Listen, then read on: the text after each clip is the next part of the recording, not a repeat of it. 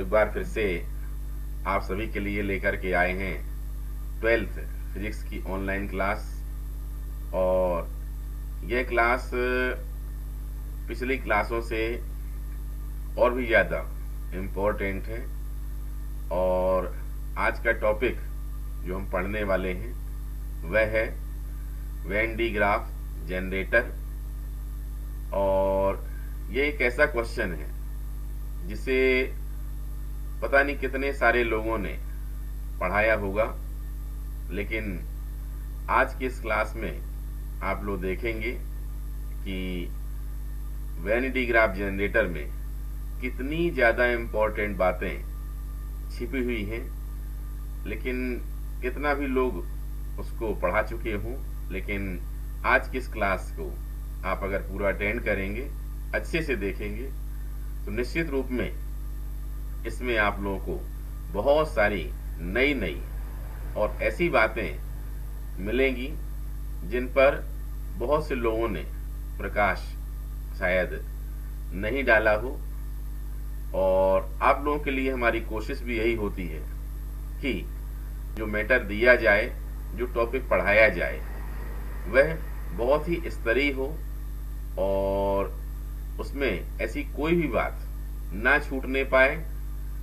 इसके अलावा ना छूटने के अलावा एक और इम्पॉर्टेंट बात वह यह है कि टॉपिक कितना भी क्लिष्ट और कितना भी टफ क्यों ना हो, लेकिन हमारी कोशिश है कि आप लोगों को उसे बहुत ही सहज और सरल अंदाज में, सिंपल एग्जाम्पल के जरिए जो हम डेली लाइफ में आसपास देखते हैं, उन्हीं सबको बटोर करके ले करके और उस टॉपिक को आसानी से आप लोगों को समझा दिया जाए।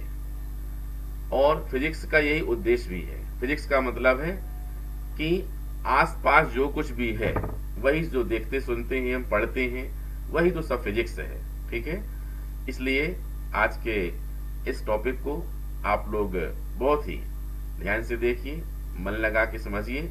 आप लोगों को बहुत ही मजा भी आएगा, अच्छा भी लगेगा, और आप लोग आज काफी कुछ नया जरूर सीखने वाले हैं। तो चलिए इस टॉपिक को देखने के लिए हम चलते हैं बोर्ड पर। तो हम बोर्ड पर आ चुके हैं और बोर्ड में आप लोगों के सामने एक पिक्चर है। आप लोग इस पिक्चर को पहचानते हैं। हो सकता है कुछ लोग पहचानते हो, लेकिन उम्मीद है ज्यादातर लोग इस पिक्चर को नहीं पहचानते हैं। यह पिक्चर है एक साइंटिस्ट जिनका नाम है वेन डी ग्राफ। वैसे इनका पूरा नाम Robert J when de graph है। और इनके बारे में एक इनके साथ बहुत ही इंपॉर्टेंट बात जुड़ी हुई है। वेन डी ग्राफ, ठीक है, इनका नाम है वेन डी ग्राफ, या पूरा नाम Robert J when de graph. इनके मन में एक जनरेटर बनाने का विचार आया और जनरेटर बनाने के लिए उनके मन में कुछ कॉन्सेप्ट बने। वो कॉन्सेप्ट क्या थे? वो उन कॉन्सेप्ट्स को लेकर के अपना कार्य उन्होंने शुरू किया। उनमें से एक कॉन्सेप्ट था, उनके माइंड में आया कि जो पॉइंटेड कंडक्टर होते हैं, जो नुकीले चालक होते हैं, उनके around intensity of electric field ज्यादा होती है कंपेयर टू नॉर्मल कंडक्टर, ये देखिए जैसे कि ये एक चालक की प्लेट है, ठीक है।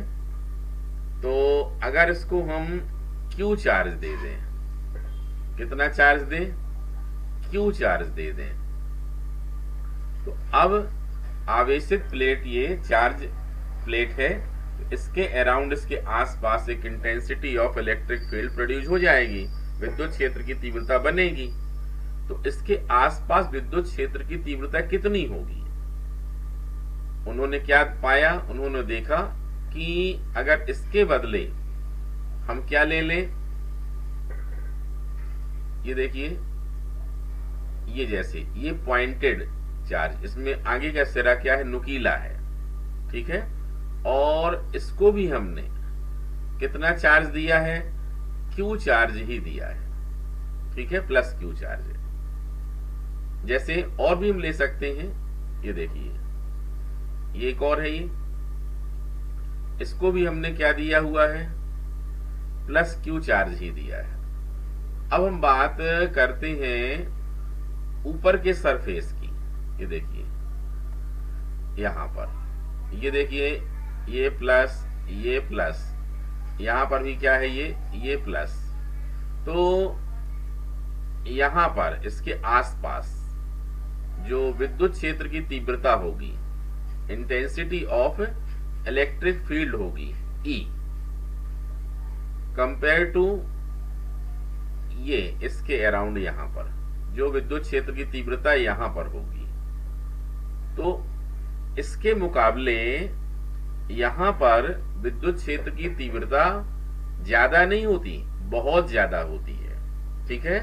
इसके मुकाबले विद्युत क्षेत्र की तीव्रता बहुत ज्यादा होती है। उनके मन में यह विचार कैसे आया? उनके मन में विचार आने का कारण फिजिक्स का एक फार्मूला ही था। फिजिक्स में आपने एक फार्मूला यूज किया है, ये देखिए, पैरेलल कैपेसिटर में, पैरेलल प्लेट कैपेसिटर में फार्मूला आपने यूज किया था, E is equal to sigma upon epsilon naught, ठीक है। इसका मतलब क्या हुआ कि इंटेंसिटी ऑफ इलेक्ट्रिक फील्ड ये प्रोपोर्शनेट होती है किसके, सिग्मा क्या है, सिग्मा है सरफेस चार्ज डेंसिटी, पृष्ठीय आवेश घनत्व है ये, तो इसके प्रोपोर्शनेट, समानुपाती होती है। मतलब जितना ज्यादा पृष्ठीय आवेश घनत्व, सरफेस चार्ज डेंसिटी जितनी ज्यादा होगी, E की वैल्यू भी उतनी ज्यादा ही होगी। अब हमें समझने के लिए सिग्मा का एक फार्मूला भी यूज करना पड़ेगा, जो आप लोगों ने पढ़ लिया है। ये देखिए, सिग्मा इज इक्वल टू होता है Q अपॉन A। अब आपको बात पूरी क्लियर हो जाएगी। यहां देखिए, पृष्ठीय आवेश घनत्व सिग्मा क्या है, Q अपॉन A, ठीक है। ये Q क्या है, चार्ज है, आवेश है, और A क्या है, एरिया है, ठीक है, सरफेस एरिया है। ये कंडक्टर का क्या है, सरफेस एरिया है। अब विचार करिए, कल्पना करिए थोड़ा आप, कि अगर हम A की वैल्यू क्या करें, इंक्रीज करें, A की वैल्यू इंक्रीज करें, तो सिग्मा की वैल्यू क्या होगी, सिग्मा की वैल्यू डिक्रीज होगी। क्यों होगी, क्योंकि ये A डिनोमिनेटर में है, हर में है। हर का मान अगर हम क्या करते हैं, इंक्रीज करते हैं, तो फिर फ्रैक्शन जो होती, भिन्न होती, क्या हो जाती है, वह घटने लगती है। तो A का मान इंक्रीज करने से क्या होगा, सिग्मा की वैल्यू डाउन होगी, ठीक है। जबकि A का मान अगर हम डिक्रीज करेंगे, कम करेंगे, तो सिग्मा की वैल्यू क्या होगी, बोलो, इंक्रीज होगी। आप समझ सकते हैं कि यहां पर ये देखिए, ये क्या है, सरफेस एरिया प्लेट का, ये देखिए, ये सरफेस एरिया देख रहे हैं, ऊपर वाले हिस्सा, ये सरफेस एरिया, इसकी वैल्यू ज्यादा है, इस वजह से सिग्मा की वैल्यू क्या होगी, कम होगी। और सिग्मा की वैल्यू अगर कम है, तो फिर E की वैल्यू भी क्या होगी, बोलो, कम होगी। यही कारण है कि प्लेट के आसपास विद्युत क्षेत्र की तीव्रता, इंटेंसिटी ऑफ इलेक्ट्रिक फील्ड क्या होती है, कम होती है। अब विचार करें आप, अगर हम एक ही वैल्यू क्या कर दें, जीरो कर दें। अगर हम एक ही वैल्यू जीरो कर देते हैं तो क्लियरली सिग्मा की वैल्यू कितनी आ जाएगी, बोलो, इन्फिनिटी आ जाएगी। ठीक है, तो अब एक ही वैल्यू जीरो करने का मतलब क्या हुआ कि प्लेट ही गायब कर दें क्या हम? एरिया जीरो करना मतलब बिल्कुल प्लेट नहीं होना चाहिए, लेकिन ऐसा नहीं है। अगर हम जीरो नहीं कर रहे हैं तो एक ही वैल्यू नियर अबाउट जीरो कर सकते हैं, लगभग जीरो तो कर सकते हैं हम। जैसे ये देखिए, इस पॉइंटेड चार्ज को देखिए, इस नुकीले चालक को देखिए, इसकी ऊपर का पॉइंट सिर्फ देखना है अपन को। ठीक है, इसके ऊपर वाला पॉइंट हमें देखना है। ये आप लोग ये देखिए, यहां देख सकते हैं, यहां पर जो ऊपर वाला पॉइंट है ये, उस पॉइंट में सिर्फ पॉइंट का एरिया देखना है। आप एक पेपर पेन ले लें, पेपर पेन में अगला वाला नोक देखें तो नोक का क्षेत्रफल कितना होगा? नोक का क्षेत्रफल लगभग क्या माना जाएगा? जीरो जैसा ही माना जाएगा, क्योंकि वहां सरफेस हमको नहीं दिखाई देता है। और यही वजह है कि अगर हम कोई नुकीला चालक ले लें, पेपर पेन टाइप से चालक ले लें, ठीक है, तो फिर सिग्मा की वैल्यू क्या होगी? बहुत ही ज्यादा हाई हो जाएगी। सरफेस डेंसिटी चार्ज की क्या हो जाएगी? बहुत ही ज्यादा बढ़ जाएगी। और सिग्मा अगर बढ़ गया तो फिर ई तो बहुत ज्यादा हो जाएगा। इस वजह से वेन डी ग्राफ ने क्या सोचा कि अगर हम पॉइंटेड चार्ज ले लें तो इंटेंसिटी ऑफ इलेक्ट्रिक फील्ड बढ़ाई जा सकती है। ठीक है, ये थॉट उनके मन में आया। ये फर्स्ट पॉइंट था जो उन्होंने सोचा जनरेटर बनाने की दिशा में। ठीक है, इसके बाद उनके मन में एक पॉइंट और आता है। ठीक है, सेकेंड पॉइंट उनके मन में जो आया वो पॉइंट था, अगर हम कोई स्फीयर ले लें, गोला ले लें, ये है स्फीयर। ठीक है, ये एक गोला है, स्फीयर है, और आपने एक फार्मूला पढ़ा है, C is equal to R CGS में। और अगर SI की बात करें तो C is equal to 4 pi epsilon naught के, या एयर वैक्यूम है तो छोड़ देते हैं, कितना आ जाएगा R। दैट इज हम कह सकते हैं कि C प्रोपोर्शनल टू R। मतलब क्या हुआ कि C R के समानुपाती है। C क्या है? कैपेसिटी ऑफ स्फीयर या कंडक्टर है। ठीक है, R क्या है? रेडियस है। इसका मतलब क्या हुआ?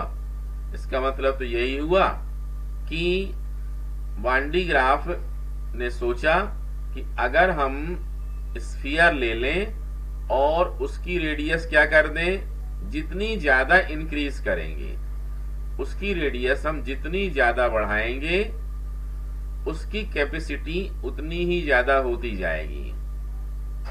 ये देखिए, क्या आप समझ सकते हैं कि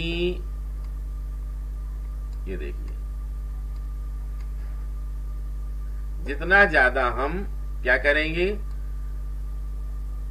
स्फीयर की रेडियस बढ़ाएंगे, जितनी कम करेंगे उसकी कैपेसिटी उतनी कम होती जाएगी, जितनी बड़ी करेंगे उसकी उतनी कैपेसिटी क्या होती चली जाएगी, बड़ी होती चली जाएगी।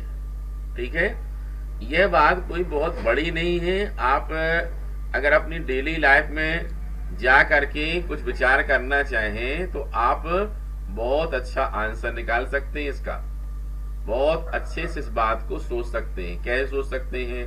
आपसे हम पूछ लेते हैं, आप बताइए जरा, गिलास में पानी ज्यादा आएगा कि मटके में पानी ज्यादा आएगा? आप कहेंगे मटके में पानी आएगा। इसका मतलब क्या हुआ? मटके ले लें, छोटे मटके घड़े में पानी ज्यादा आएगा, बड़े में ज्यादा आएगा? बोले बड़े में आएगा। सीधी बात है, जितना बड़ा साइज होगा उसकी कैपेसिटी उतनी ही ज्यादा होगी। ठीक है, ऐसा सिर्फ इलेक्ट्रिसिटी के हिसाब से सोचने की बात नहीं है। इलेक्ट्रिक पोटेंशियल को क्लियर करने के लिए हमने वाटर और ऐसे ही टैंक वाले एग्जाम्पल लिए थे जो अपनी डेली लाइफ में यूज होते हैं। ठीक है, आप ऐसा समझ सकते हैं कि जितना बड़ा स्फीयर होगा उसमें कैपेसिटी उतनी ही ज्यादा होगी, हमें पानी ज्यादा भरना है। वेन डी ग्राफ क्या सोचते हैं, वो सोचते हैं कि हमें ज्यादा से ज्यादा चार्ज कलेक्ट करने हैं। जनरेटर का मतलब क्या हुआ, अब यहाँ पर हमारे पास इलेक्ट्रिसिटी की सप्लाई नहीं है, हम क्या करते हैं, जनरेटर तैयार कर रहे हैं। तो जनरेटर में क्या चाहिए, इलेक्ट्रिसिटी के लिए चार्ज चाहिए होता है। इलेक्ट्रिसिटी जनरेट करने का मतलब क्या होगा, जितना ज्यादा चार्ज होगा उतना ही ज्यादा इलेक्ट्रिक पोटेंशियल होगा। ठीक है, आपने ये सब बेसिक कॉन्सेप्ट पहले ही पढ़ रखे हैं। ये भी क्या है, इलेक्ट्रिक पोटेंशियल है। या प्रोपोर्शनेट किसके होता है, क्यू के होता है। मतलब चार्ज जितना ज्यादा फिल करते हैं हम कंडक्टर में, इलेक्ट्रिक पोटेंशियल उतना ही इंक्रीज हो जाता है। तो वेन डी ग्राफ के मन में सबसे बड़ा पॉइंट यही था कि अगर हमें एक बड़ा जनरेटर तैयार करना है तो उसके लिए ऐसा कुछ सोचना पड़ेगा जिससे हम चार्ज बहुत सारे उसमें कलेक्ट कर सकें। और चार्ज अगर हम बहुत सारे कलेक्ट करना चाहते हैं तो जो स्फेरिकल कंडक्टर है उसका साइज, हमें उसकी रेडियस क्या करनी पड़ेगी, हाई करनी पड़ेगी, बढ़ानी पड़ेगी। ठीक है, क्यों, जिससे उसमें हम सबसे ज्यादा चार्ज फिल कर सके, और जितना ज्यादा चार्ज फिल कर सकेंगे हम, उसका इलेक्ट्रिक पोटेंशियल उतना ही ज्यादा हो पाएगा। ठीक है, और वेन डी ग्राफ ने ऐसा सोच करके इसको अप्लाई भी किया और एक भारी भरकम एक बहुत बड़ा जनरेटर तैयार किया, जिसे लोग दुनिया में वेन डी ग्राफ जनरेटर के नाम से जानते हैं। ठीक है, हिंदी मीडियम वाले इसको वान डी ग्राफ जनित्र बोल सकते हैं। ठीक है, यह वेन डी ग्राफ जनरेटर है और जिसे किसने बनाया, scientist Robert J when de graph ने बनाया था। तो चलिए, उन्होंने जो जनरेटर तैयार किया था वो कैसा था उसको हम देखते हैं। हमने इसका डायग्राम पहले ही तैयार किया है, लेकिन उसके पहले हम इस बात को थोड़ा और अच्छे से क्लियर करेंगे, हम इसकी थ्योरी को, और उसके बाद फिर इसका हम आप लोगों को डायग्राम दिखाएंगे। ठीक है, थोड़ा सा वेट और करना पड़ेगा।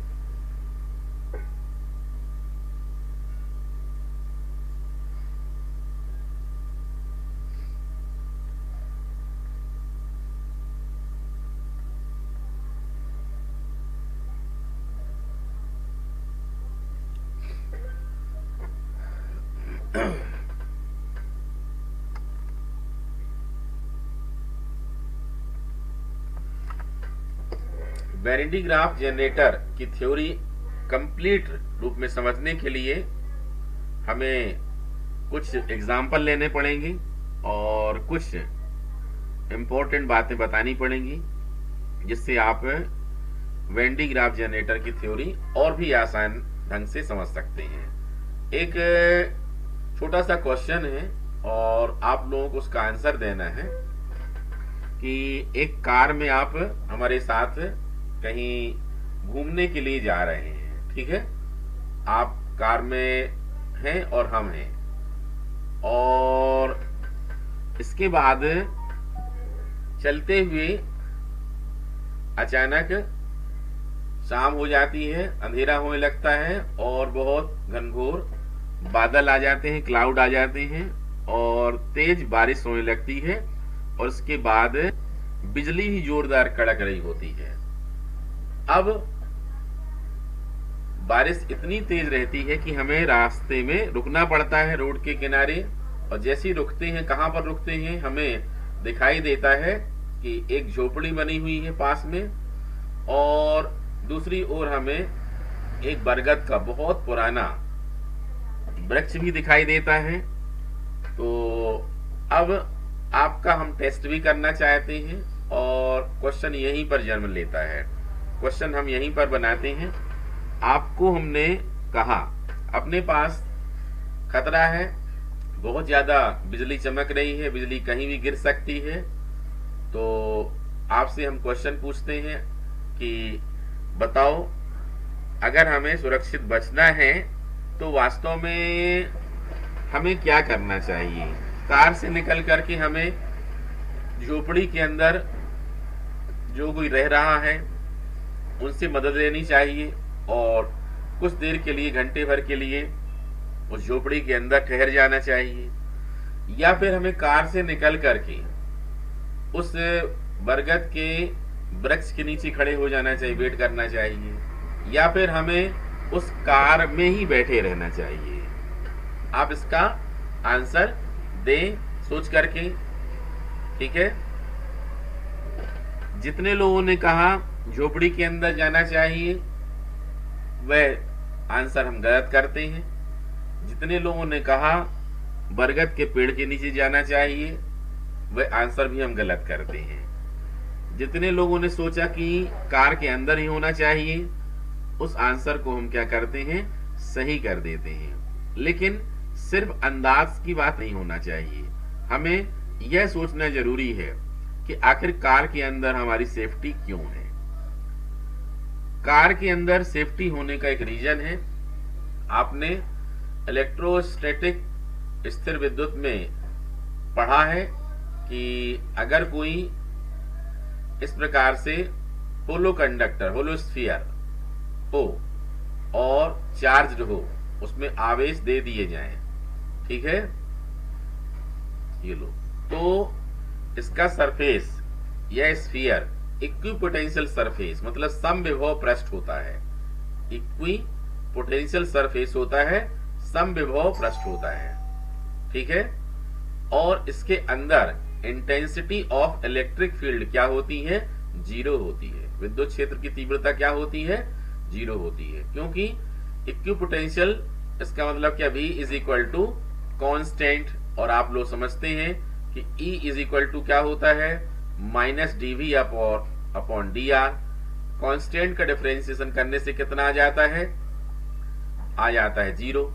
इस प्रकार से अगर कोई भी चार्ज स्फीयर है तो उसके अंदर इंटेंसिटी ऑफ इलेक्ट्रिक फील्ड क्या होती है, जीरो होती है, ठीक है। विद्युत क्षेत्र की तीव्रता क्या होती है, जीरो होती है। अब अगर हम कार के अंदर बैठे हुए हैं तो हमें क्या महसूस होगा, कार एक होलो स्पेस है, एक खोखली जगह है, अंदर क्या है, जगह है उसमें। इस प्रकार से अगर बिजली गिरी और कार के ऊपर भी गिरी तो ये चार्ज कार में बाहर रहेंगे और अंदर इंटेंसिटी ऑफ इलेक्ट्रिक फील्ड क्या रहेगी, जीरो रहेगी। इसका मतलब क्या हुआ, अगर बिजली गिर भी जाए तो हमारे बचने की सबसे ज्यादा संभावना कहाँ होगी, कार के अंदर होगी।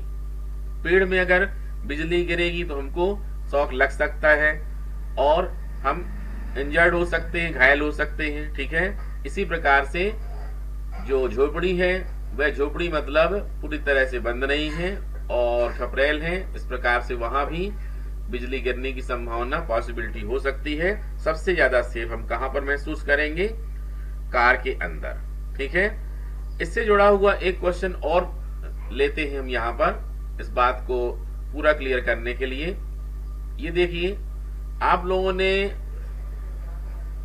देखा होगा अगर कभी गांव में कहीं किसी शहर में कोई अगर बहुत तेज बिजली कड़के और वहां बिजली क्या हो जाए, गिर जाए, तो बिजली गिरने से क्या होगा, बिजली गिरने से उस बिल्डिंग में डैमेज बहुत ज्यादा आ सकते हैं।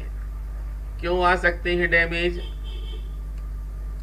डैमेज क्यों आ सकते हैं? इसके लिए ये देखिए, एक हम बात क्लियर करते हैं, आप लोग समझाते हैं। ये सोचिए,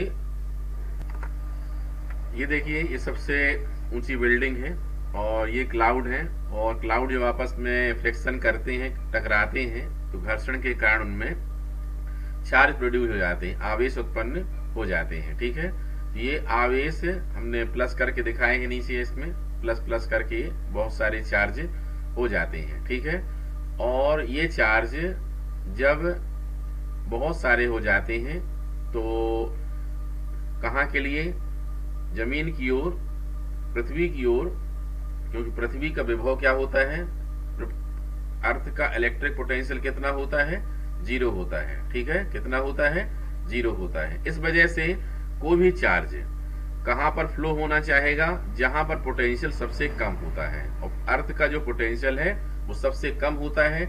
इस वजह से ये पूरे के पूरे पॉजिटिव चार्ज कहां फ्लो होना चाहेंगे, अर्थ में होना चाहेंगे। तो उसके लिए मीडियम चूज करते हैं वो, कि सबसे पहले कहां से होके जाएं, जो सबसे ऊंची बिल्डिंग होगी वहां से होकर के वो उसमें से फ्लो होकर के कहां पहुंच जाएंगे, अर्थ में पहुंच जाते हैं। और जब ऐसा होके जाते हैं बिल्डिंग से, यहां से ऐसे ऐसे करके ये, तो पूरी बिल्डिंग क्या हो जाती है, डैमेज हो जाती है, जल जाती है ये। ठीक है, क्षतिग्रस्त हो जाती है ये। इसको मॉडर्न फिजिक्स में इलेक्ट्रॉनिक बेस पर थोड़ा अलग तरीके से समझा जा सकता था।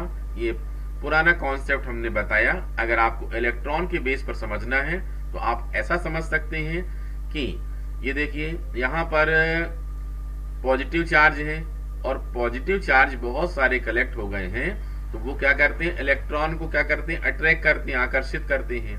और सबसे ज्यादा इलेक्ट्रॉन कहाँ भरे होते हैं, अर्थ में फिल होते हैं। ठीक है, तो ये अर्थ के इलेक्ट्रॉन खिंच करके इस बिल्डिंग के माध्यम से कहाँ पहुंच जाते हैं, सबसे ऊपर पहुंच जाते हैं। और सबसे ऊपर जब आते हैं यहाँ पर, तो अब ये इलेक्ट्रॉनों की ओर जो पॉजिटिव चार्ज है, ये क्या होते हैं, खिंचते हैं। ठीक है, नीचे की ओर आते हैं। ठीक है, तो अब जैसे ही जाएंगे तो क्या हो जाएगा, ये पूरे के पूरे इलेक्ट्रॉन जब नीचे से स्पीड से ऊपर की ओर आते हैं, इनसे मिलने के लिए, उदासीन होने के लिए, तो ऐसी स्थिति में क्या होता है कि पूरा जो भी रास्ते में कुछ भी आए, चाहे वो रॉड आए, ईंट आए, पत्थर आए, कुछ भी हो, उनको डैमेज करते हुए वो इलेक्ट्रॉन्स कहाँ पहुंच जाते हैं, ऊपर चले जाते हैं। मतलब फिजिक्स के रूल के सामने सब कुछ से बोनी है।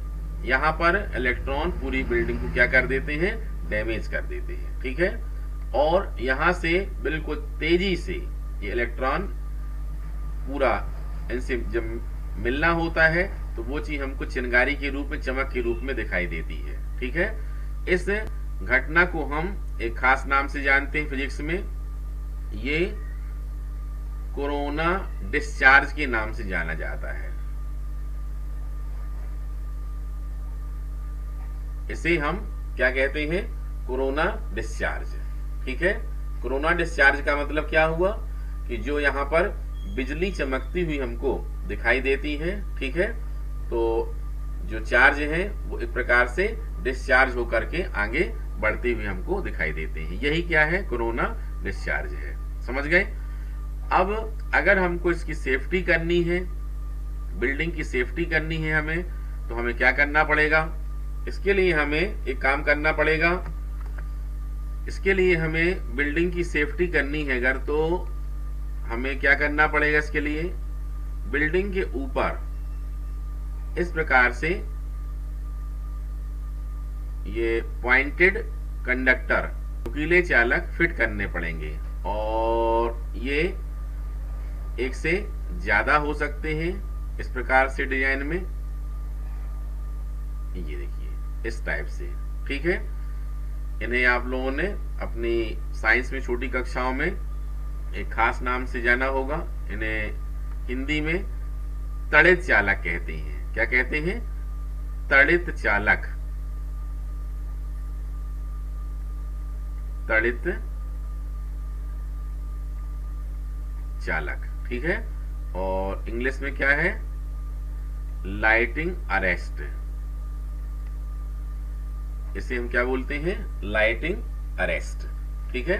तो जैसे ही ये पॉजिटिव चार्ज इस तरफ डिफ्यूज आगे बढ़ते हैं, इसमें बिल्डिंग में आते हैं, तो यहां पर आने के बाद एक खास और घटना होगी। देखिए, जैसे प्लस चार्ज यहां पर आएंगे तो पॉइंटेड चार्ज, ये मेटल के हैं, ये किसके हैं? मेटल के हैं। तो बाय इंडक्शन इसमें क्या होगा? इसमें निगेटिव चार्ज प्रोड्यूस हो जाएंगे, ऋण आवेश उत्पन्न हो जाएंगे, ठीक है। और ऋण आवेश जब उत्पन्न हो जाएंगे और ये नुकीला चालक है, पॉइंटेड चार्ज है, तो इसके around intensity of electric field क्या हो जाएगी? बहुत ज्यादा हाई हो जाएगी। क्या हो जाएगी? हाई हो जाएगी। और यह इंटेंसिटी ये पॉजिटिव चार्ज को क्या कर देगी? न्यूट्रलाइज कर देगी, तुरंत ही इनको क्या कर देगी? उदासीन कर देगी, ठीक है। इस प्रकार से हमारी बिल्डिंग क्षतिग्रस्त होने से बच जाएगी। देखा यहाँ पर आपने कि पॉइंटेड चार्ज का कितना बड़ा कमाल है ये, ठीक है। कई बार कुछ लोग ऐसा समझ लेते हैं, गलत बात समझ लेते हैं कि यहां से जैसे प्लस चार्ज आ रहे हैं तो बोले चालक लगा देंगे हम, यहां से उनके माध्यम से यहां बह करके नीचे चले जाएंगे। ऐसा नहीं है। अगर ऐसा होता तो बिल्डिंग क्षतिग्रस्त हो ही जाती, उसको कोई नहीं बचा सकता था। लेकिन हम कोशिश क्या करेंगे कि जो प्लस चार्ज हैं ये अपनी बिल्डिंग से फ्लो हो ही ना। और उसका तरीका क्या होगा कि ये जैसे ही हम यहाँ पर लाइट अरेस्ट फिट करेंगे, अरेस्ट फिट कर देंगे, तड़ित चालक लगा देंगे, वैसे ही क्या होगा? इंडक्शन के द्वारा, प्रेरण के द्वारा यहाँ पर ऋण आवेश उत्पन्न हो जाएंगे। और जब ये पॉजिटिव चार्ज आएंगे तो क्या होगा? चूंकि इनकी इंटेंसिटी बहुत ज्यादा है इनके मुकाबले, क्योंकि ये पॉइंटेड चार्ज में नहीं है, ये तो सरफेस में है ये, इस वजह से ये पूरे के पूरे क्या हो जाएंगे? न्यूट्रलाइज हो जाएंगे, ठीक है। इस प्रकार से हमारी बिल्डिंग की सेफ्टी हो जाएगी। समझ रहे हैं? देखिए, इस बात को भी और क्लियर करते हैं। अभी एक स्फीयर लेते हैं हम, एक हमने स्फीयर लिया है और इसमें प्लस चार्ज दिया गया है और इसका चार्ज ये देखिए, इसमें प्लस चार्ज है और इसका इलेक्ट्रिक पोटेंशियल मान लें कि 100 वोल्ट है। कितना है? 100 वोल्ट है, ठीक है। और ज्यादा भी ले सकते हैं। और अब टोटल चार्ज इसमें बहुत सारा हो सकता है, मान लो 100 कूलाम ही है, चलो ठीक है। अब मान लो यहां पर एक पॉइंट चार्ज है और इस पॉइंट चार्ज में कितना है? 1 कूलाम है। कितना है? 1 कूलाम। और इसका इलेक्ट्रिक पोटेंशियल कितना है बोलो? इसका इलेक्ट्रिक पोटेंशियल 1 वोल्ट है, ठीक है। अब हमें क्या करना है कि ये वाला चार्ज इसमें मिलाना है, फ्लो करना है। आप लोगों को पता है, आप लोगों ने पढ़ लिया है कि अगर हम 2 कंडक्टर्स को क्या करते हैं? ज्वाइंट करते हैं ऐसे, ठीक है। तो चार्ज कहां फ्लो होते हैं? चार्ज हाई से लो में फ्लो होते हैं। तो हाई कौन सा है? 100 वोल्ट, और ये क्या है? 1 वोल्ट लो है। इस प्रकार से ये 1 कूलाम चार्ज इसमें नहीं जाएगा, बल्कि वो चार्ज इसमें जाएगा, ठीक है। वो चार्ज इसमें आएगा, समझ रहे हैं। लेकिन इसके बाद भी हमको ये चार्ज इसके तरफ फ्लो कराना है। ये एक बहुत अच्छा क्वेश्चन है जो कॉम्पिटिटिव एग्जाम में पूछा जा सकता है, ठीक है। कि 2 कंडक्टर्स हैं, एक का वोल्ट पोटेंशियल कितना है? 100 वोल्ट है या 1000 वोल्ट है, और दूसरा है उसका 1 वोल्ट है और उसमें 1 कूलाम चार्ज है, ठीक है, ये 2 कूलाम चार्ज है, कितना भी दे सकता है और इसका भी दे सकता है। कहा जाए कि इस 1 कूलाम या 2 कूलाम चार्ज को हमको क्या करना है, इस बड़े वाले हाई पोटेंशियल वाले कंडक्टर में क्या करना है, की तरफ फ्लो कराना, उसमें मिलाना है। उसके लिए हमें क्या करना पड़ेगा, ठीक है, सोच सकते हैं इसका आंसर, बड़ी बात नहीं है ये। इसमें आपको हमने एक बार कहा था कि जब भी किसी इलेक्ट्रिक पोटेंशियल से रिलेटेड कोई क्वेश्चन पूछा जाता है तो आप अपना वाटर वाला एग्जाम्पल फिट कर लीजिए। जैसे आपको क्या कहा गया, आपके मकान में ऊपर एक वाटर टैंक फिट है, ठीक है, क्या है, वाटर टैंक फिट है, टंकी यहां पर, और नीचे यहां पर पानी रखा हुआ है। ये देखिए लेवल कम हो गया ये। अब टैंक से पानी यहां नीचे तो आसानी से लाया जा सकता है, लेकिन हमने क्वेश्चन क्या कर दिया, ये वाला क्वेश्चन जो पूछ रहे हैं आप लोगों से, इस क्वेश्चन का मतलब क्या है, इस क्वेश्चन का मतलब हमने ऐसा पूछ लिया आपसे कि एक गिलास वाला पानी हमको क्या करना है, इसमें ऊपर फ्लो कराना है, उस टंकी में मिलाना है। क्या तरीका हो सकता है, तरीका सिर्फ एक होगा कि इसके लिए हमें फोर्स यूज करना पड़ेगा। क्या करेंगे बोलो, फोर्स यूज करेंगे। फोर्स मतलब क्या करेंगे, या तो इस ग्लास को लेकर के जाएंगे ऊपर और इसमें ऐसा मिला देंगे हम, और या फिर यहां से एक मोटर पंप लगाएंगे और लगा करके फिर जा करके उसमें पहुंचा देंगे हम। बिल्कुल ऐसा ही मिलता जुलता हमें इसमें भी काम करना पड़ेगा।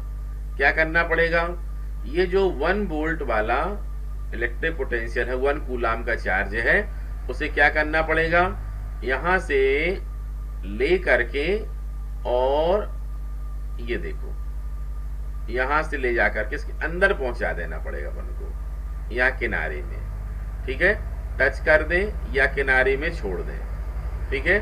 तो जैसे ही इसको हम किनारे पर ले जाएंगे तो क्या होगा, किनारे पर ले जाएंगे तो इसको दो प्रकार समझा जा सकता है। या तो इसको ऐसा समझ सकते हैं, यहां ले जाकर अपन ने टच कर दिया, और जैसे ही टच करेंगे तो क्या होगा, जैसे कि एक बूंद पानी हम गिलास में मिला दें तो पानी की बूंद कहां चली जाएगी, गिलास में चली जाएगी। ठीक वैसे ही यहां पर क्या होगा, यहां पर क्या होगा, दो बातें होंगी। फर्स्ट, जैसे ही इसमें कंडक्टर को टच किया जाएगा वैसे ही इसका ये 1 कूलाम कहां चला जाएगा, इसके पास चला जाएगा, ठीक है।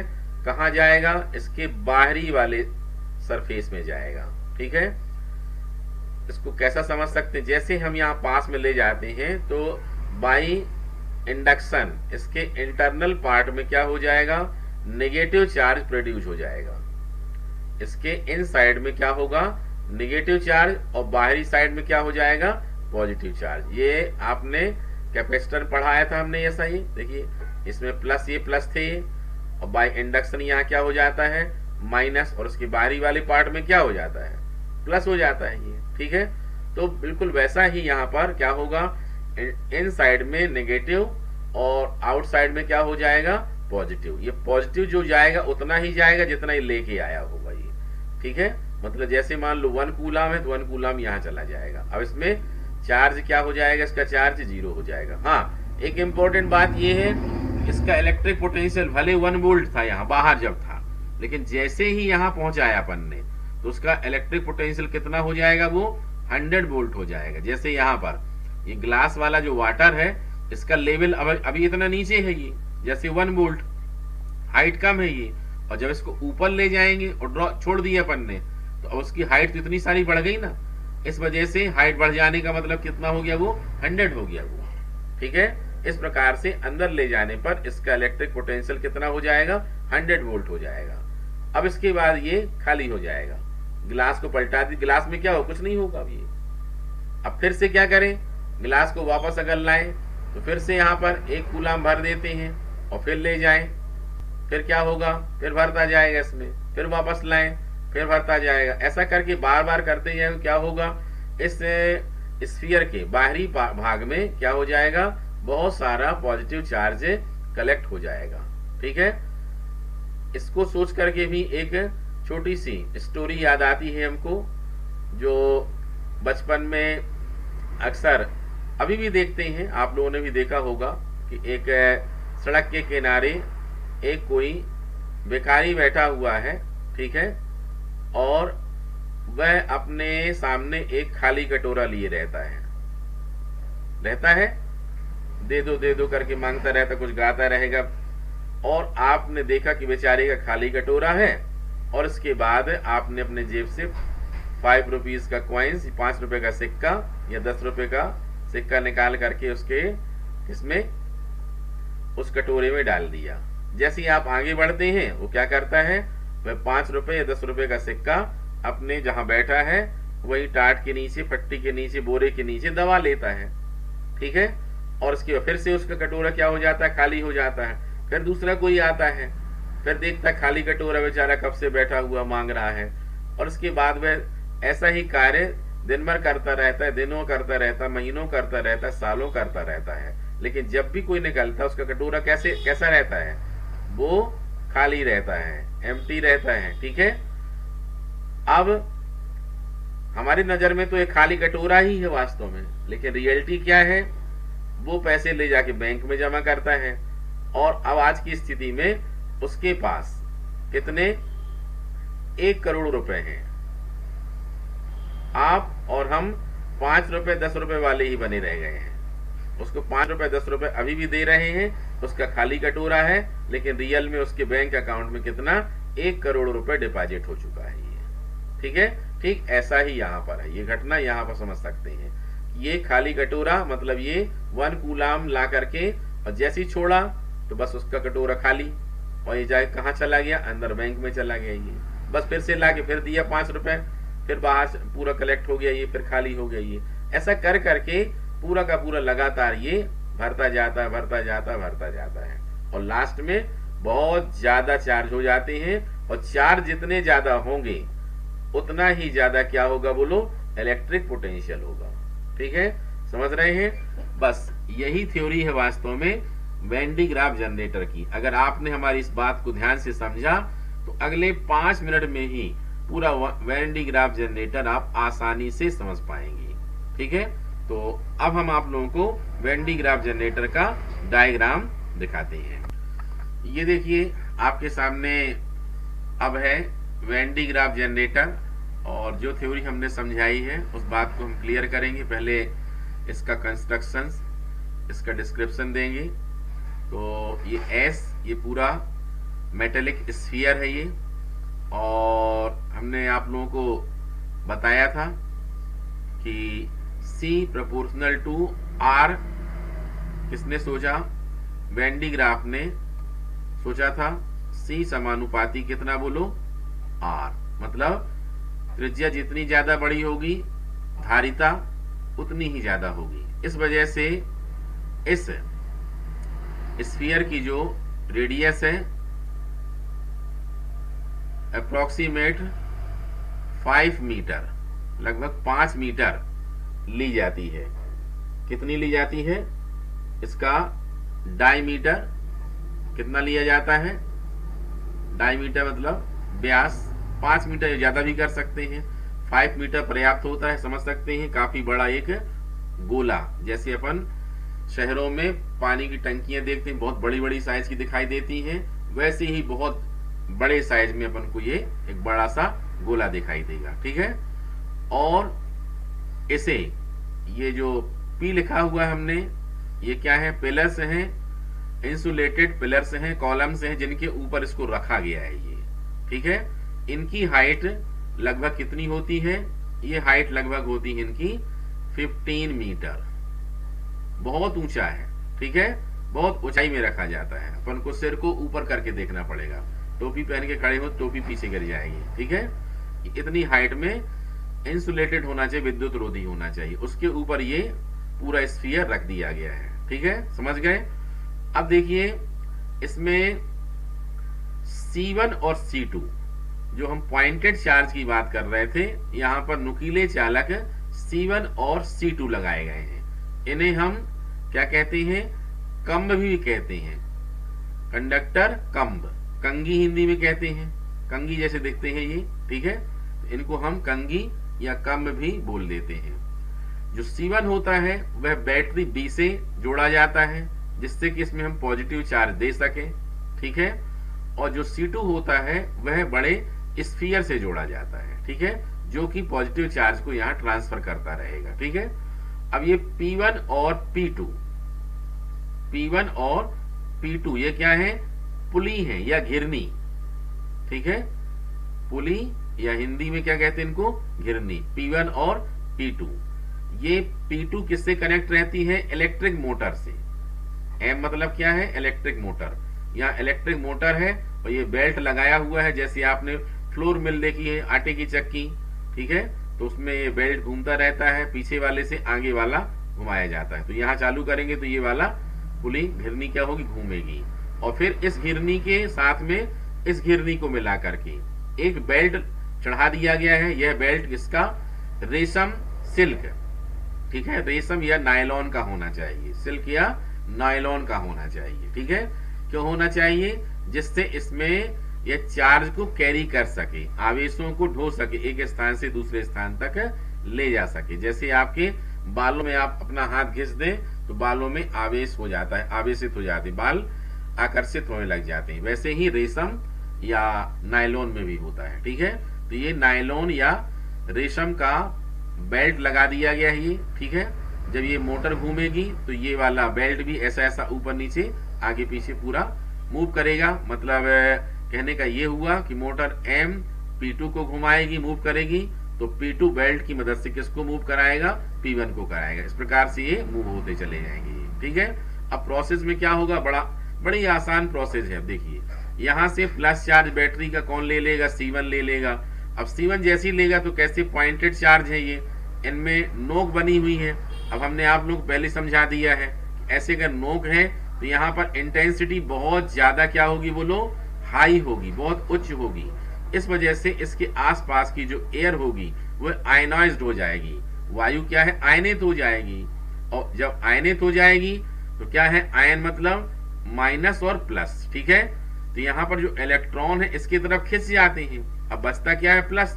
तो ये प्लस वाला जो चार्ज होता है वह बेल्ट में आ जाता है और इसके बाद ये घूम रहा होता है बेल्ट, तो प्लस वाला अब इसमें लगातार प्लस आता जाएगा और प्लस को लेकर के बेल्ट आगे की ओर बढ़ेगा। और जैसे ही आगे की ओर बढ़ेगा और कहां पहुंचेगा, C2 के पास पहुंचेगा। तो इसको आप दो प्रकार समझ सकते हैं, जैसे हमने अभी बताया था, भिखारी वाली बात बताई थी, 1 वोल्ट वाला एग्जाम्पल लेके जो हमने समझाया था अभी। तो यहां से ले जाकर के अपना यह चार्ज इसको देगा, किसको देगा, C2 को, और C2 कहां पहुंचा देगा, बाहर पहुंचा देगा, बैंक में जमा कर देगा। या इसको ऐसा समझ सकते हैं कि प्लस चार्ज यहां पर आया और ये नेगेटिव मेटल है, ये क्या है, ये मेटल। तो इस वजह से इंडक्शन के द्वारा, प्रेरण के द्वारा क्या होगा, इसमें नेगेटिव चार्ज इंड्यूस हो जाएंगे, प्रेरित हो जाएंगे। और जब ऋण आवेश उत्पन्न हो जाएंगे तो इसके बाहरी भाग में क्या होगा, बोलो, धनावेश आ जाएगा। और अब ऋण आवेश है तो इनके आसपास विद्युत क्षेत्र की तीव्रता ऋणात्मक वाली बहुत ज्यादा होगी, जो कि जब धन आवेश आगे बढ़ेंगे इन धन आवेशों को ये ऋण आवेश क्या कर देंगे, उदासीन कर देंगे। इस प्रकार से यहाँ आगे बेल्ट आवेशों से खाली हो जाएगा, ठीक है। मतलब कटोरा क्या हो जाएगा, पूरी तरह से फिर से खाली हो जाएगा। जाकर के उसने, भिखारी ने क्या कर दिया, जाके बोरे के नीचे दबा दिया पैसे, ठीक है, या बैंक में जमा कर दिया। फिर से यहाँ से लाना पड़ेगा, मतलब फिर से बेल्ट वापस दोबारा आएगा, फिर से वही प्रोसेस चलेगी, लगातार ये प्रोसेस चलती रहती है। और इस प्रकार से ये बाहरी वाले पार्ट में, स्फीयर में क्या होता रहता है, पॉजिटिव चार्ज कलेक्ट होता रहता है, जिससे इसका इलेक्ट्रिक पोटेंशियल लगातार हाई होता जाता है और बढ़ते बढ़ते नियर अबाउट 10 पावर 7 वोल्ट, 10 की घात कितना, 7 वोल्ट हो जाता है, जो कि बहुत ही ज्यादा उच्च है, ठीक है। समझ रहे बात को। इस प्रकार से अब इसका विभवांतर बहुत ज्यादा हो जाता है और अब यह जनरेटर तैयार हो जाता है, ठीक है। एक बात और करते हैं इसमें, चूंकि इसका इलेक्ट्रिक पोटेंशियल बहुत ज्यादा है, चार्ज बहुत सारे एकत्र हो चुके हैं, इसलिए चार्ज लीकेज ना हो, डिफ्यूजन ना हो इसका। इस वजह से इस पूरे के पूरे वेन डी ग्राफ जनरेटर को क्या करते हैं, बहुत ही मजबूत औलाद की दीवार से क्या कर देते हैं, बहुत ही हाई बहुत ही ज्यादा हाई प्रेशर में इसको क्या कर देते हैं, बॉक्स में बंद कर देते हैं, जिससे कि चार्ज का क्षरण या लीकेज ना हो सके। ऐसा ये अपन ऐसा कर सकते हैं। यहां से ये पूरा का पूरा एपरेटस क्या कर देते हैं, इसको बंद कर देते हैं। लगभग 10 की पावर कितना 15 10 की घात 15 वायुमंडलीय दाब पर इसको पैक कर देते हैं, जिससे कि ये इसका चार्ज बाहर विसर्जित ना हो सके। समझ रहे हैं बात को, क्लियर है। अब बात आती है इनके यूज की। तो इनका यूज होता है सबसे इंपॉर्टेंट कि जो पॉजिटिव चार्ज होते हैं उनको एक्सेलरेट करने के लिए इसका यूज करते हैं, और न्यूक्लियर फिजिक्स में स्पेशली इसका यूज होता है। और इसमें भी कोई बहुत बड़ी प्रोसेस नहीं है, अगर हम शॉर्ट में समझाना चाहें इसको भी। तो ये देखिए यहाँ पर हम क्या करते हैं, एक ग्लास ट्यूब ऐसी फिट कर देते हैं अंदर तरफ। ये ग्लास ट्यूब है, ये ऐसी, ठीक है। अगर येलो कलर में दिख नहीं रही है तो दूसरा कलर हम यूज कर लेते हैं इसके लिए। ये देखिए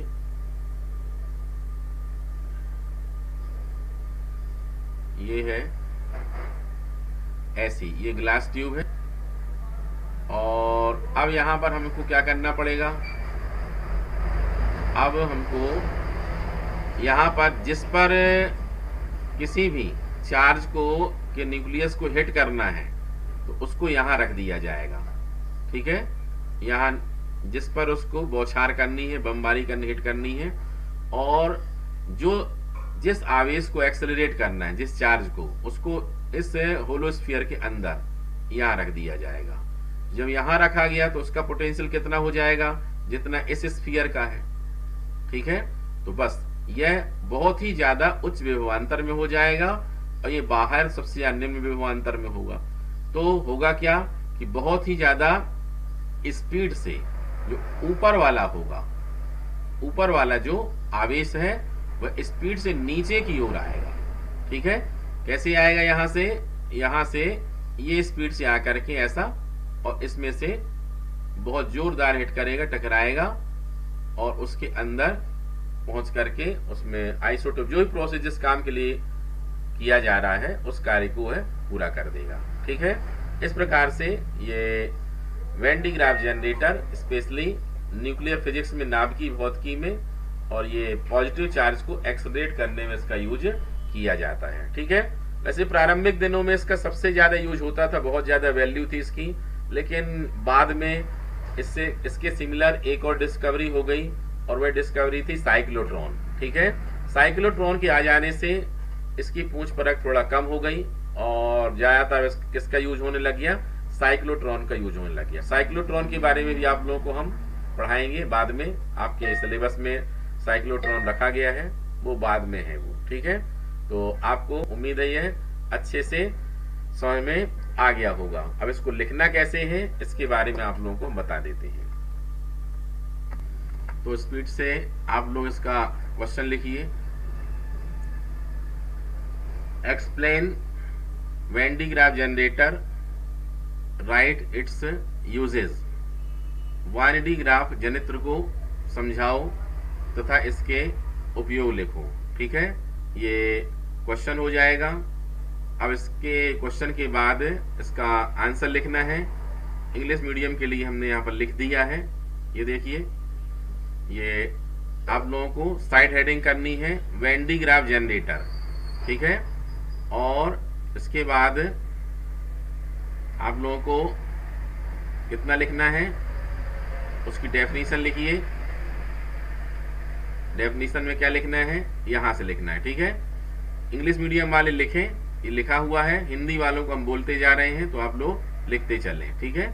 जल्दी बोलेंगे, अगर ना लिख पाए तो वीडियो को रिमाइंड करके फिर से लिख लें।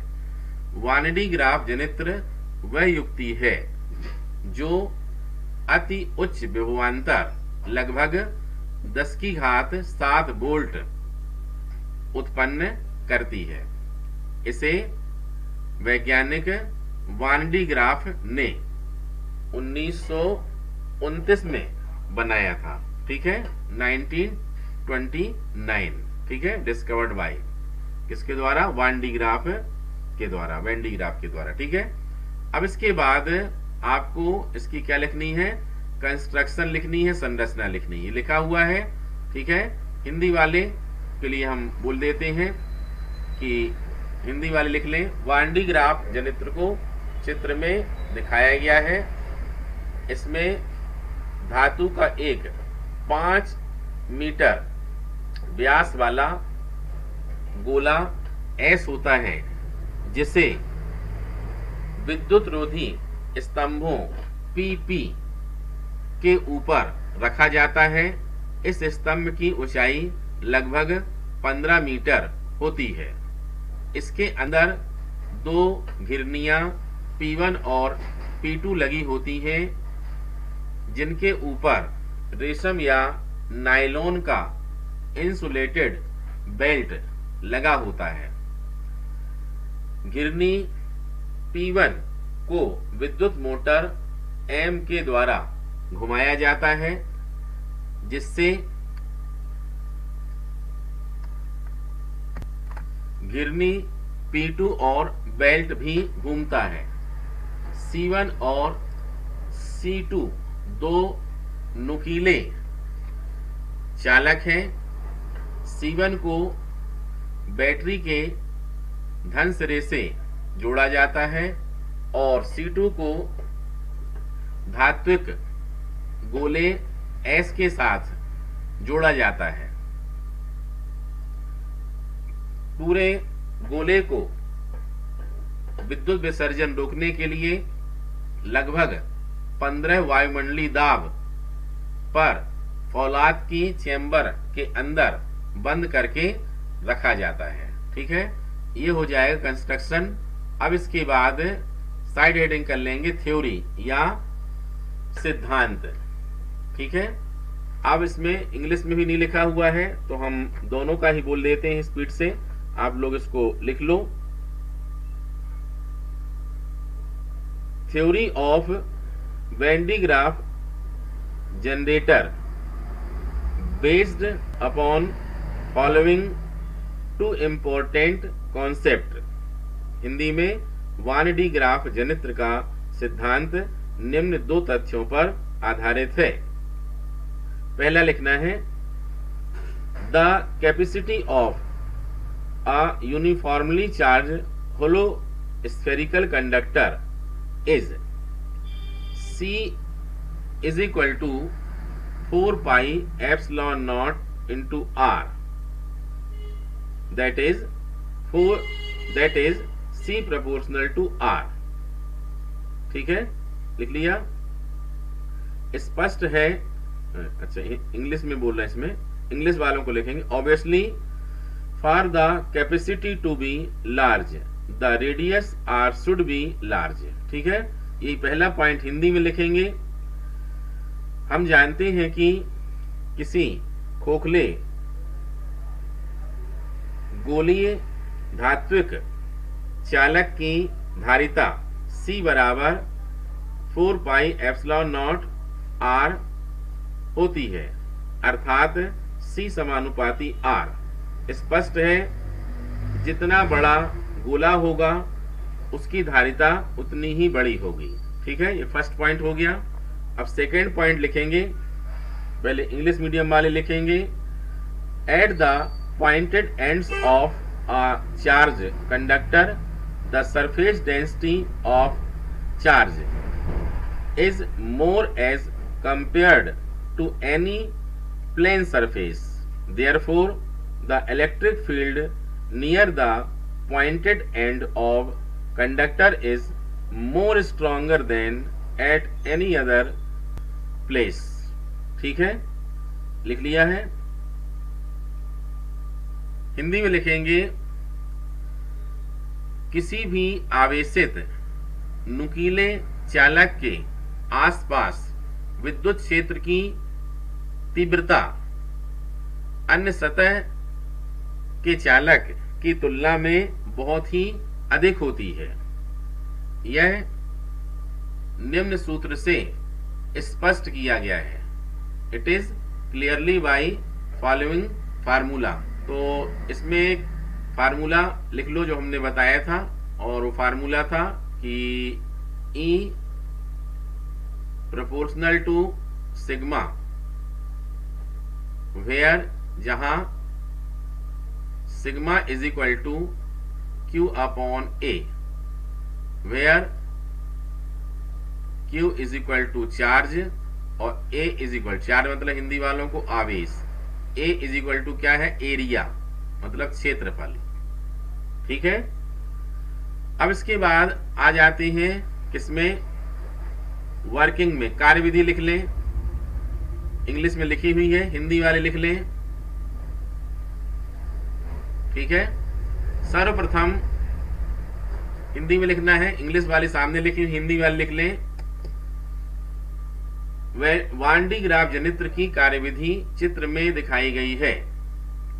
सर्वप्रथम नुकीले चालक C1 को बैटरी B के धनात्मक सिरे से जोड़ दिया जाता है, जिससे नुकीले चालक C1 के आसपास विद्युत क्षेत्र की तीव्रता अत्यधिक हो जाती है और जिससे आसपास की वायु आयनित हो जाती है और बेल्ट में धन आवेश आ जाते हैं। अब मोटर की सहायता से घिरनियों P1 और P2 को घुमाया जाता है, जिससे बेल्ट के धन आवेश ऊपर की ओर बढ़ने लगते हैं। जब यह धन आवेश नुकीले चालक C2 के पास पहुंचते हैं तो प्रेरण के द्वारा नुकीले चालक में ऋण आवेश उत्पन्न हो जाता है और गोले के बाहर धन आवेश चला जाता है। अब चूंकि नुकीले चालक के आसपास विद्युत क्षेत्र की तीव्रता सर्वाधिक होती है, अतः चालक C2 के आसपास ऋण आयनित तीव्रता अत्यधिक हो जाती है, जिससे बेल्ट के समस्त धन आवेश उदासीन हो जाते हैं। अब बेल्ट घिरनी P2 के ऊपर से आवेश रहित होकर के गुजरता है। यह प्रक्रिया लगातार चलती रहती है और गोले के बाहरी हिस्से में आवेश एकत्र होते रहते हैं और कुछ ही समय के पश्चात इसमें अत्यधिक विभवांतर लगभग 10⁻7 वोल्ट उत्पन्न हो जाता है। लिख लिया। अब इसके बाद उपयोग लिख लें। यूजेस लिखा हुआ है ये और सामने लिखा हुआ है। फर्स्ट लिख लो, उच्च विभव उत्पन्न करने के लिए, और दूसरा है धनात्मक आवेशों को या आवेशित कणों को त्वरित करने के लिए। ठीक है। और तीसरा पॉइंट डाल के लिख लें, नाभिकीय भौतिकी में। ठीक है। तो ये पूरे पॉइंट के आधार पर पूरा आंसर लिखना है और अच्छे से तैयार करना है। ठीक है। आशा करते हैं कि आप सभी विद्यार्थियों ने आज के इस टॉपिक को बहुत ही अच्छे ढंग से समझ लिया होगा और जो सीखा है उसे आप लोग प्रैक्टिस करिए और एक नया व्यू निकाल के देखिए। कभी भी फिजिक्स का मतलब है आप समझ तो लेते हैं, समझने के बाद आप सभी में से बहुत से स्टूडेंट्स, और दुनिया में बहुत सारा वर्ग है स्टूडेंट्स का ऐसा जो अपने सिर्फ मार्क्स के हिसाब से ही पढ़ता है, उसे मार्क्स अच्छे आ जाएं। जबकि हमेशा आप लोगों को हम यह बोलते हैं कि आप के लिए सबसे ज्यादा जरूरी बात है।